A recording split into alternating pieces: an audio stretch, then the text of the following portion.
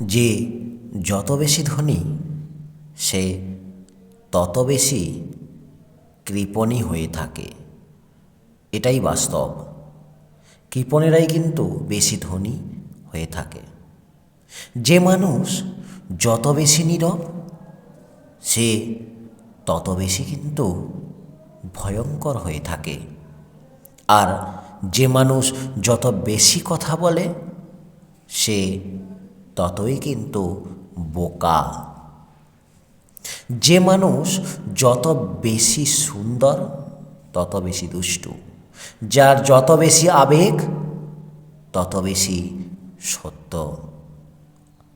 আর যে মানুষ যত বেশি শক্তিশালী হয়, অর্থাৎ তার সমস্ত দিক থেকে সে যদি শক্তিশালী হয়ে ওঠে, সে কিন্তু অবশ্যই অবশ্যই অতি নির্মম হয়ে থাকে। তার মধ্যে নির্মমতা বেশি, অত্যাচারী হয়ে ওঠেছে।